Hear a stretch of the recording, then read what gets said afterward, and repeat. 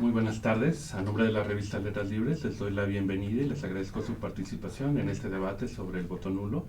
En esta ocasión contamos con la participación del doctor José Antonio Crespo. Doctor, muy buenas tardes. Buenas tardes. Y del doctor Javier Aparicio. Doctor, muy buenas tardes. Hola, buenas tardes. Acordadas ya las reglas de participación, comenzaremos este debate con la primera posición del doctor José Antonio Crespo en la apertura. Doctor, tiene usted la palabra. ¿Cómo no? Mi posición parte de la idea de que la transición democrática en México, lo que hemos tenido en los últimos años, hizo perder la hegemonía del PRI, la larga hegemonía del PRI, y eso se tradujo en una pluralidad que esperábamos que se tradujera justamente en los contrapesos que la teoría democrática señala, y que eso se tradujera en una reducción significativa de la corrupción y de la impunidad, que son elementos esenciales de la democracia, sin los cuales no se puede hablar de una democracia. Puede haber elecciones, puede haber división de poderes formales e incluso reales, pero si eso no se traduce en una reducción importante de la corrupción y de la impunidad, pues podemos cuestionar si realmente la democracia existe o si funciona cabalmente, o si funciona lo necesario, mínimo necesario para ser una democracia de calidad. Y lo que vimos es que el monopolio partidista, o lo que yo aprecio es que el monopolio partidista se tradujo en un oligopolio partidista, en donde puede haber ya alternancia, en donde puede haber competencia por el poder, por los presupuestos, etcétera, pero en donde también hemos visto que hay una especie de acuerdo entre los partidos a la hora de definir sus privilegios, sus intereses, sus prerrogativas, que son excesivas en relación con lo que muchos suponemos que debería ocurrir en este país: salarios, financiamientos, privilegios, muchos abusos, mucha discrecionalidad, y que esa competencia no se ha traducido en un combate serio a la corrupción y por lo tanto una disminución significativa de la corrupción y el fin de la impunidad, que es lo que sí hay en otras democracias de mayor calidad, de mayor antigüedad, y que de alguna forma los partidos han incurrido en aquello que criticaban al estar en el poder. No se diga el PAN durante 12 años, y no se diga el PRD, en donde ha estado en el poder, en la capital desde luego y en otros estados. Es decir, bueno, pues mal que bien, de todas maneras todos incurren en aquello que criticaban y no han hecho el esfuerzo suficiente para cambiar lo que había que cambiar sistémicamente. Doctor, ¿puede usted hacer las preguntas pertinentes al doctor Crespo? Sí, claro. Una primera pregunta es, si nuestra transición democrática fue una transición votada, ¿por qué en lo que sigue los votos partidistas ya no habrían de servirnos? Sí, porque lo que se logró en la primera parte de la democracia es la pluralidad, el respeto al voto. Por eso seguimos los anulistas utilizando el voto. Es decir, estamos avalando que sí se logró que los votos cuenten y se cuenten. Si no vemos diferencia significativa entre los partidos, entonces estamos usando el voto como una protesta y una presión para que los partidos reaccionen y acepten aquellas reformas que van en contra de sus intereses, pero que van en favor de nuestros intereses como sociedad civil. Sí seguimos utilizando el voto como un instrumento de presión para el cambio. Ahora, ¿y por qué hay que anular el voto en las elecciones intermedias, pero no en las elecciones presidenciales? Yo anulé mi voto en las elecciones presidenciales porque ninguno de los candidatos me convenció. Yo entiendo que mucha gente, lo que está en juego es más importante, es la presidencia, y que en ese sentido quizá quiera incidir sobre quién gana o quién no gana. Pero mi punto fue, de todas maneras, yo no voy a votar porque ninguno de los tres candidatos importantes, o de los cuatro que había, me convencía. Hubo, sin embargo, un voto nulo del 5.5% en 2012 en el legislativo, parecido al que hubo en 2009, lo cual quiere decir que mucha gente votó presidencial y a la hora del Congreso dijo, pues aquí también nadie me convence, no le veo sentido votar, y anuló. Ok, ¿y qué piensas de por qué el voto de castigo ya no funciona comparado con el voto nulo? Porque el voto de castigo, muchos pensamos que castigas a alguien premiando a alguien más. Es decir, aunque utilizas un partido para castigar al otro, pero ¿por qué vas a premiar o a cuál vas a premiar para castigar al que quieres castigar? Es decir, puedes castigar al que está en el gobierno, pero con el cual lo vas a premiar ya estuvo en el gobierno o ya estuvo en algún nivel de gobierno, o los partidos pequeños pues en realidad tampoco son muy convincentes para muchos de nosotros. Entonces, bueno, ¿a quién voy a premiar y por qué? Cuando además hemos visto que este juego de oposición y poder no se ha traducido en un combate a la corrupción. Lo que esperábamos con la llegada del PAN, un partido 60 años combatiendo la corrupción y enarbolando el combate a la corrupción y la impunidad, cuando estuvo en el poder, pues al final de cuentas hizo más o menos lo mismo, y llegaban a acuerdos de financiamiento y acuerdos de conveniencia mutua, aunque después se pelean ya por el poder y llega la rebatinga por los presupuestos. Doctor, tiene usted su segmento de argumentación. Muy bien, muy buenas tardes. Yo voy a argumentar en esta primera ronda en favor del voto de castigo. No voy a decir que el voto nulo no sea una forma legítima de votar. No voy a intentar convencer a quienes vean este posicionamiento de cómo tienen que votar. Yo creo que los ciudadanos mexicanos tienen el suficiente uso de razón pues, para decidir su voto. Lo que voy a tratar de argumentar es por qué el voto de castigo, que es un tipo de voto, ¿no?, partidista, puede tener mejores efectos o mejores consecuencias de las que los anulistas argumentan que pueden tener con su llamado a anular el voto. Y me referiría a 4 vertientes importantes. La primera es distinguir entre las intenciones del voto y las consecuencias del voto. Yo creo que las intenciones del voto nulo son muy loables, ¿no? Yo creo que es muy respetable que alguien insatisfecho con la calidad de nuestra clase política simplemente no esté dispuesto a votar por ella. Y eso es muy noble, pero tengo problemas con las consecuencias de ese voto. ¿A qué me refiero? Primero, las consecuencias legales. Como sabemos, el voto nulo tiene nulas consecuencias legales. En ese sentido, podría ser un voto desperdiciado. Ahora, también hay un tema que tiene que ver con la aritmética o la matemática del voto nulo. El voto nulo, independientemente de sus intenciones, tiene 2 consecuencias adversas, que yo diría. La primera es que a mayor número de votos nulos, es más fácil que los partidos políticos pequeños, o los partidos políticos en general, conserven el 3% de votos necesarios para mantener el registro. Entonces es un problema. Digamos que si hay muchos votos nulos, va a ser más fácil que los partidos sobrevivan.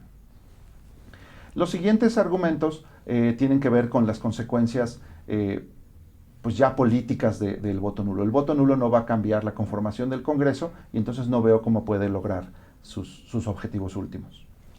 Doctor. Una pregunta, ¿por qué el voto nulo facilita el registro de los partidos si el voto nulo ya no cuenta a la hora de calcular el 3% que se necesita para el registro?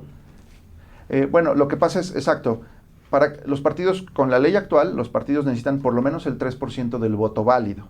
El voto válido es ya sin votos nulos. Sin votos nulos. Esto es la suma de todos los votos por partidos, menos el voto nulo, menos candidatos no registrados. ¿Por qué le facilita? Entonces, lo que pasa es, digamos que si la mitad de los votantes, si la mitad de los votos fueran nulos, pues entonces un partido, en vez de necesitar 3% de la votación nacional, ahora necesitan la mitad de eso, porque es la votación válida. Digamos que, mira, si hubiera, supongamos que para mantener el registro necesito 1 millón de votos, ¿no? Porque es el 3%, digamos.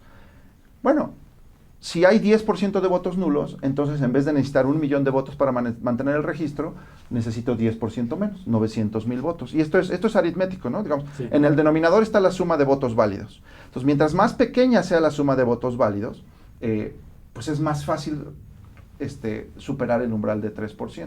Sí, lo que pasa es que eso era la ley del 2009, en el COFIPE, porque entonces sí tomaba toda la votación emitida. Pero si es la votación efectiva, ya sin votos nulos, de cualquier número que sean los votantes, el 3% es el que tienen que tener los partidos chicos. Si es de 1 millón, pues es el 3% de 1 millón. Si son 100 millones, es el 3% de los 100 millones. El voto nulo no cuenta ni contó. Sí, a lo que me refiero es que, a eso voy, que si esos votos, en vez de ser nulos, fueran votos válidos, el voto válido le cuesta a todos los partidos políticos porque por lo menos les aumenta el umbral. En cambio, el voto nulo es como si fuera un abstencionista. El abstencionista también le ayuda. A mayor abstencionismo, es más fácil que los partidos políticos conserven o consigan el 3% de voto. Entonces, pasar de abstencionista a anulista es lo mismo. Entonces yo digo, bueno, ya que estás en la urna, aun si tú no sabes por qué partido votar, bueno, por lo menos súbeles el costo de sobrevivencia como partidos políticos, porque los partidos políticos pues tienen curules, prerrogativas y demás, ¿no? Pero yo insisto en que eso era en la ley del COFIPE. Ahorita los votos nulos no cuentan para lograr el 3% del registro.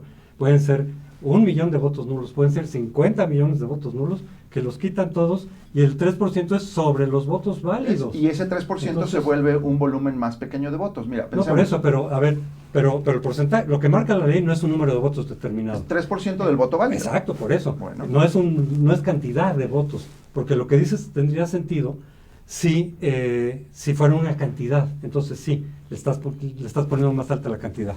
Pero es por porcentaje. Entonces los votos nulos no cuentan, no importa cuántos sean. Doctor, tiene usted 2 minutos para hacer la refutación de la posición del doctor. Sí, bueno, en ese sentido esa es la cuestión. Es decir, se podría pensar que esto es cierto si asumiéramos que todos los anulistas votaran en favor de los partidos chicos y que a la hora de anular, entonces le están quitando votos a los partidos chicos y entonces sí, su registro se va a complicar más. Pero ¿de dónde se sale que los anulistas van a votar en un mismo sentido? Ni por los partidos más grandes, ni todos contra el PRI, como se ha dicho, es que favorece al PRI. Bueno, si todos los anulistas fueran a votar en contra del PRI, pues sí. Entonces sí, si votáramos los anulistas en contra del PRI, al PRI se le harían las cosas más complicadas, por ejemplo, para lograr una mayoría. Pero los datos que tenemos de encuestas, pues electorales, etcétera, por lo menos del 2009, sugieren que el voto nulo surge de todos los partidos en proporción a su tamaño. O sea, el que más votos nulos perdió en 2009 fue el PRI, después el PAN, después el PRD y después los chiquitos. Es decir, es un espejo no idéntico, pero sí semejante a la distribución de preferencias que tiene el cuerpo electoral. Y por lo tanto, el decir el voto nulo favorece a tal o cual partido, o favorece a los grandes, o les dificulta a los chiquitos, o les facilita a los chiquitos el voto, es suponer que vamos a votar en un mismo sentido, o de manera muy distinta a cómo vota el cuerpo de electores, y eso no ocurre de acuerdo a los datos que tenemos. Entonces, se puede decir que el voto nulo no sirve para castigar a los chicos, ni sirve para castigar a los grandes, ahí sí como la abstención. La abstención no cuenta en favor o en contra de ningún partido, simplemente no cuentan. Lo mismo con los votos nulos, porque quienes vamos a anular ya no estamos pensando en el valor jurídico del voto nulo, que es realmente cero, sino el valor político que puede llegar a tener, que es otro debate de qué tanto valor político puede tener el voto nulo o no. Pero se sabe, salvo que algunos no conozcan toda la información electoral, que el voto nulo no es para perjudicar a nadie en términos jurídicos, ni para favorecer a nadie tampoco en términos jurídicos. Doctor. Sí, a ver, yo quisiera preguntarle, si no tiene efectos jurídicos, digamos, si el voto nulo no tiene efectos jurídicos, dice, bueno, no favorece a un partido, pero tampoco lo perjudica. Yo podría interpretar el voto nulo como que está sancionando el resultado, ¿no? Digamos, está Sí. un resultado electoral Sí. y los anulistas No les importa, hicieron nada igual para que los cambiarlo, abstencionistas, así ¿no? es como los abstencionistas. El abstencionista ya no le importa cómo van a quedar los resultados. Claro, a quien sí le importa, yo estoy de acuerdo, que a mí sí me importa que el PRI pierda la mayoría legislativa, porque creo que es lo prioritario, pues vota. A mí me importa que gane tal partido su registro, pues vota, porque ese partido va a salvar a México, pues vota. O este otro partido puede contrapesar este otro, pues vota. A los abstencionistas y a los anulistas, como estamos viendo la perspectiva desde la corrupción y la impunidad, y no hemos visto que realmente haya un efecto en que alguien tenga mayoría o no la tenga, el que alguien mantenga su registro o no lo tenga, en realidad, efectivamente los resultados ya no nos son importantes, no son irrelevantes. Por eso no tiene sentido para quien así piensa votar por uno y por otro, porque te dice, es que este va a perder el registro, es que hay que quitar el registro a otro. No nos interesa. El efecto que hemos visto es el de que no se reduce la corrupción, no se reduce la impunidad, y lo que sí queremos es un voto político, un efecto político. Suponemos, es discutible, ya lo sé, pero tenemos elementos para pensar que el voto puede tener un efecto jurídico. Claro. Ahora, o sea que en en las elecciones de este año, la configuración del Congreso, quién tiene mayoría o quién no la tiene, no es relevante, no es un resultado relevante. Para muchos de nosotros no, porque hemos visto qué ha pasado con mayoría, sin mayoría. ¿Bajó la corrupción? No. Sé que la impunidad ha sido distinta, pues no. Entonces, en realidad, sí, cuando nos dicen, es que el PRI va a tener mayoría, pues que la tenga, porque cuando no la ha tenido, y cuando el PAN ha sido gobierno, y cuando el PRD lo ha sido, en la capital, etcétera, no hemos visto que reduzca la corrupción, no hemos visto que quien está en el gobierno se limite a la corrupción, le entran más o menos parejo. Entonces, en realidad, efectivamente, el resultado de quién ganó más curules y quién menos curules, es irrelevante para quienes estamos dispuestos o a abstenernos o a votar nulo. Claro. ¿Y entre anular para legislativo o anular para gobernador, habría alguna diferencia? Para muchas personas seguramente sí. Para mí a nivel presidencial no la hubo porque ningún candidato me convenció. De haber habido un candidato que me convenciera, hubiera hecho como muchas personas, votar por ese candidato o contra otro candidato y a lo mejor anular en donde ningún candidato me dijera nada. Sí. Muchas gracias. Doctor, tiene usted la palabra. Sí, rápidamente, solo para insistir sobre el asunto aritmético porque no es trivial.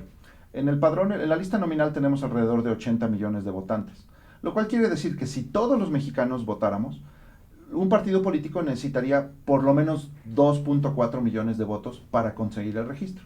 Ahora, si solo vota la mitad de los mexicanos, pues los partidos políticos solo van a necesitar 1.2 millones de votos.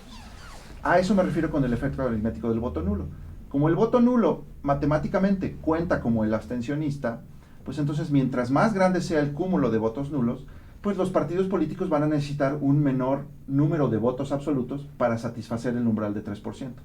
Pero bueno, en todo caso, ese efecto es pequeño si hay pocos votos nulos. Ahora, ¿por qué otra razón pienso que es mejor la alternativa? Pensemos el voto de castigo. Bueno, yo pienso que efectivamente nuestra transición democrática pues ha sido una transición votada, ¿no?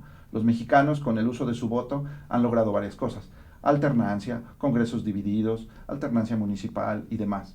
Yo estoy de acuerdo con José Antonio en que la democracia ha producido resultados bastante mediocres. Yo estoy insatisfecho y hasta indignado con los resultados de nuestro sistema político. Pero creo que la mejor forma de ir hacia mejores resultados políticos, económicos y sociales es justamente maximizando el poder del voto. Digamos, yo creo que nos falta tener un Congreso más fragmentado, tener más alternancia, tener elecciones más inciertas, elecciones más reñidas. La razón por la cual los políticos corruptos sobreviven en este país es porque no se ven suficientemente retados por otras fuerzas políticas. Entonces yo creo, lo pondría así, incluso si todos los partidos políticos son iguales, o si todos los políticos son corruptos o corruptibles ante mis ojos, yo prefiero fragmentar el poder, porque tengo menos miedo del poder concentrado entre los corruptos que tener el poder fragmentado entre ellos. Doctor, sus preguntas. Ahora, yo te preguntaría, ¿tú qué piensas? Para un elector que diga, yo ya no voy a votar por ningún partido porque ninguno me convence, no veo uno que es totalmente distinto a los demás, ¿tú qué piensas en términos políticos? Si es exactamente lo mismo abstenerse, el mensaje que se manda, o anular. Si estuvieras en esa disyuntiva entre abstenerse y anular, ¿tú qué elegirías? Creo que el voto nulo transmite un mejor mensaje de protesta que el abstencionista. Ahora, como problema social, a mí me preocupan los dos. De hecho, creo que una de las tragedias de nuestro sistema político es el elevado abstencionismo. Ahora, el voto nulo, como hace clara cierta intencionalidad, pues es como un mensaje más claro, ¿no? Ahora, entre voto nulo y voto de castigo, prefiero el voto de castigo, con todas las salvedades. Eso me queda claro, pero por eso quería yo separar la otra disyuntiva, a ver si en ese punto por lo menos había una coincidencia. Es decir, si alguien ya decidió abstenerse, mejor que anule el voto, que vaya a la urna. Pero el otro punto sería, en términos, digamos, de si realmente alguien no ve una diferencia fundamental entre los partidos. Yo sé que mucha gente sí ve las diferencias. Es decir, bueno, la pluralidad que de todas maneras se está dando, ¿para qué voy y anulo el voto para hacerle diferente? O sea, la pregunta sería, si realmente quienes anulan, en la cuestión aritmética otra vez, si realmente quienes anulan tuvieran exactamente la misma proporción de voto de quienes ya votaron o van a votar, ese efecto aritmético ya no existe, porque entonces el 3% de cada partido sería exactamente el mismo. O sea, si hubiera un espejo entre anulistas y abstencionistas, y que el 100% votara en los mismos términos que votan los que sí votan por un partido, ¿estás de acuerdo en que en realidad ya, independientemente del número de votos que están involucrados ahí, no hay diferencia bajo este supuesto? Sí, bueno, es que aquí son dos preguntas. El efecto aritmético, sí. Uno es ayudar a que los partidos sobrevivan, ¿no? Lo cual es importante para los partidos pequeños. Sí.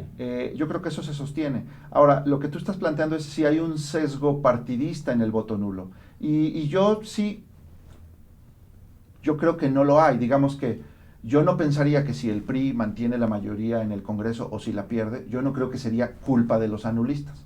Porque como tú has documentado y tenemos evidencia de resultados históricos, los anulistas provienen de diferentes filiaciones políticas. Entonces, yo no culparía al anulista del resultado electoral que tengamos en 2015, porque lo responsabilizaría en parte, pero es un resultado colectivo, ¿no?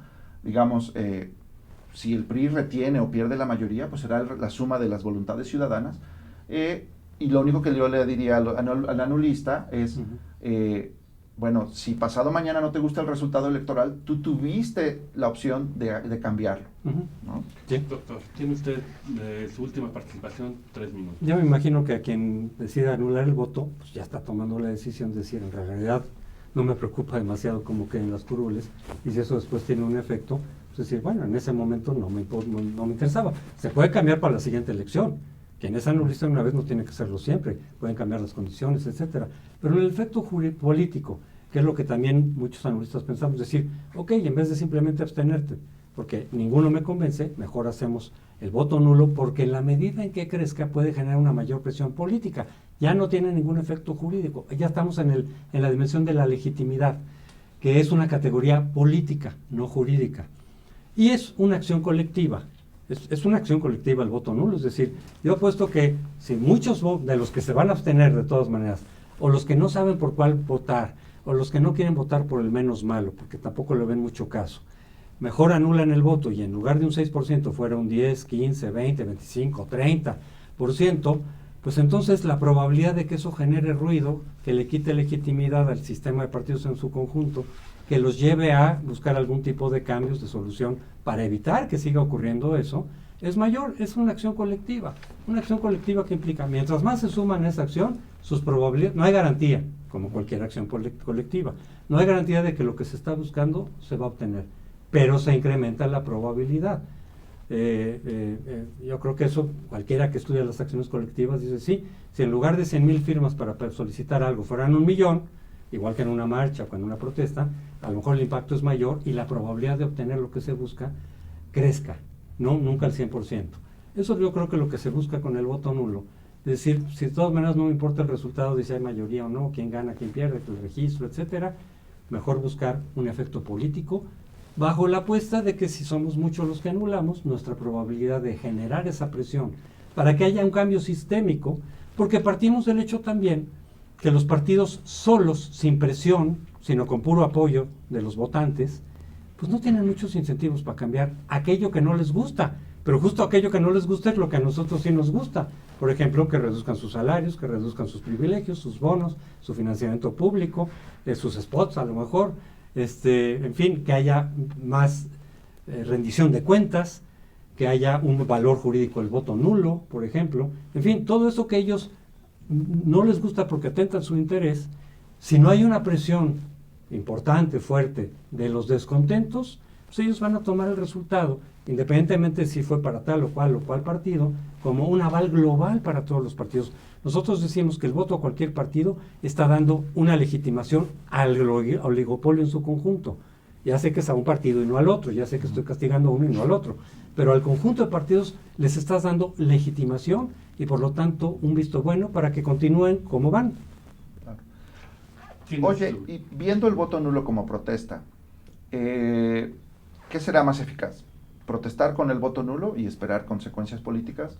¿O vigilar el desempeño de gobierno, marchar, hacer vigilancia del desempeño del gobierno? Por ejemplo, comparemos marchas contra voto nulo. Yo creo que las dos no son excluyentes, yo creo que se puede hacer, yo lo he hecho muchas veces, voy a veces a protestas y marchas, anulo mi voto y firmo peticiones de las que se presentan para tal o cual cosa. Yo creo que debemos buscar los instrumentos de presión, los que hayan, siempre y cuando, eso sí, desde mi punto de vista, sean institucionales, legales, pacíficos, y no escoger uno o el otro, usar todos, porque necesitan una presión muy fuerte estos partidos, si no, no cambian. Doctor Aparicio, tiene usted 3 minutos para su formulación final. Sí, me voy a alejar para esta última ronda, me voy a alejar del argumento aritmético y voy a hacer un argumento más cercano a la teoría política y a la evidencia empírica que vemos en México y en América Latina. Yo creo que sí, de nuevo, nuestro sistema político tiene muchos problemas. Yo creo que los problemas que vemos y que nos causan tanta indignación merecen una respuesta. Yo lo pondría así: las cosas no están tan mal como parecen, están peor. No conocemos el nivel de corrupción real en el que se mueve nuestro sistema político, lo que vemos es la punta del iceberg. Ahora, ¿cuál es la mejor respuesta de los ciudadanos frente a un gobierno que no está respondiendo a sus necesidades? Yo creo que la mejor respuesta, la más eficaz en términos relativos, digamos. Yo no estoy diciendo que el voto nulo no pueda tener efectos positivos. Lo que estoy diciendo es que el voto de castigo puede tener mayor impacto. Varias razones. Una, los partidos políticos al principio y al final de cuentas tienen más miedo a perder al poder que a perder cierta legitimidad. Ahora, es cierto, nuestro experimento democrático tiene problemas. Yo creo que lo que hay que hacer es empujar la rendición de cuentas electoral a sus límites. Tener más voto de castigo que produzca más alternancia donde hace falta, más congresos fragmentados donde haga falta más contrapesos, ¿no? Y donde domine un partido político, fragmentarlo. Yo creo que es muy importante, por ejemplo, si el PRI ha tenido ventaja en estos últimos congresos, bueno, a lo mejor vale la pena fragmentar aún más el Congreso de la Unión. Viendo el Distrito Federal, a lo mejor vale la pena que el PRD pierda su mayoría en la Asamblea Legislativa. Y lo mismo para los congresos locales. Todas las historias que escuchamos de corrupción y abusos de los gobernadores están en parte respaldadas por un Congreso que no le presenta suficiente oposición a estos. Entonces yo digo, incluso en un mundo en el que todos los políticos son iguales o todos los partidos políticos son iguales, el voto de castigo me permite meterles un calambre a los partidos políticos, quitarles el poder, y con ello la fragmentación del poder les da incentivos a los políticos para mejorar sus prácticas. El mejor contrapeso para un político corrupto es otro político que también posiblemente quiere ser corrupto y lo quiere quitar del cargo. Les agradezco a ambos su participación, fue un debate muy instructivo, muchísimas gracias. La democracia se construye en el disenso. Muchísimas gracias. Gracias. Con todo gusto.